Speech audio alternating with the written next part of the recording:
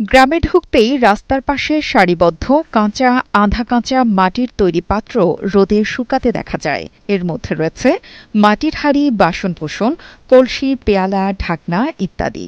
সেগুলোকে আগুনে পুড়িয়ে সাজানো হচ্ছে নানা রঙে। এভাবেই গ্রামটিতে বছরের পর বছর ধরে জীবিকার তাগিদে আঁকড়ে ধরে রেখেছেন মৃৎশিল্প। মাদারীপুরের শিবচর উপজেলা থেকে প্রায় ১০ কিলোমিটার দূরে ভদ্রাসন ইউনিয়নে প্রায় ৫০টি পরিবারের জীবিকা নির্বাহ করছে মৃৎশিল্পের উপর। আধুনিকতার ছোঁয়া আর মানুষের রুচির পরিবর্তনে মাটির তৈরি সামগ্রীর স্থান দখল করেছে প্লাস্টিক, মেলামাইন, স্টিল আর অ্যালুমিনিয়ামের নানা সামগ্রী। তাই বাজারে মাটির সামগ্রীর চাহিদা কম এবং কাঁচামালের চড়া মূল্য আর পুঁজির অভাবে টিকতে না পারায় সংকটে পড়েছে মৃৎশিল্পীরা। আজকে ৩০ বছর ধরে এই কাজ করতেছি। আগে আমাদের কিছু হয়েছে, এখন আমাদের কিছুই হয় না। আমাদের নিয়ে পোলাপান নিয়ে আমাদের বাঁচতে কষ্ট হইতেছে। সাঁটাটা ধরিয়া আমার ছেলে পেলে নিয়ে কোনো রকম বাঁচতে রয়েছে, কিন্তু বহুত কষ্ট করে যাচ্ছি। এই হাড়ি পেটুল বানাইয়া গ্রামে নিয়ে মাছাছি কাস্টম বেশি কিনে নিয়ে টাকা পয়সা নিয়ে খাওয়া যায় মানুষ কিছু কোনো রকম এখন চলে না বললেই আমরা এখন একদম নর্মাল। আমরা এখন কোনো কিছু আমাদের কোনো হালগাও নাই। মৃৎশিল্প বাংলাদেশের সংস্কৃতির একটা বড় অংশ। তাই সরকারি বা বেসরকারি সহায়তা পেলে জীবনের সব আয়োজন এখানে একসাথে। এই শিল্প আরও এগিয়ে যাবে বলে মনে করেন স্থানীয়রা। আমার মনে হয় এই প্লাস্টিকের পণ্য সমস্ত কাজে ব্যবহার করেই এই ধরনের অবস্থা আমাদের হয়েছে। তাই সরকারের কাছে দাবি রাখবো যে এরা জানি পুনরায় আবার এইটারে চালু করতে পারে।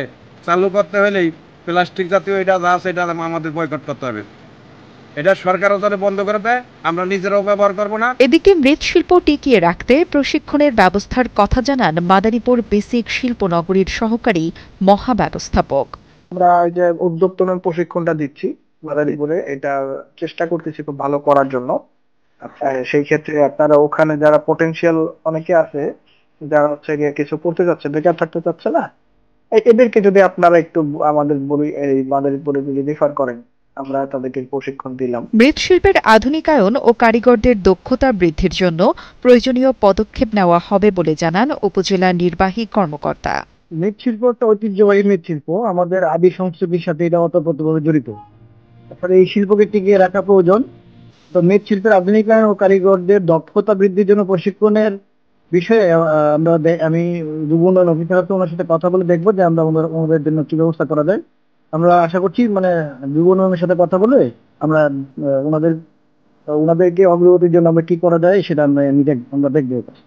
ঠিক আছে, আমি যুব উন্নয়ন অফিসারের সাথে কথা বলে বিষয়টা নিয়ে আমি কাজ করবো ইনশাআল্লাহ। ঐতিহ্যবাহী মৃৎশিল্প টিকিয়ে রাখতে হলে প্রয়োজন সময় উপযোগী সরকারি সহায়তা ও আধুনিক বিপণন ব্যবস্থা।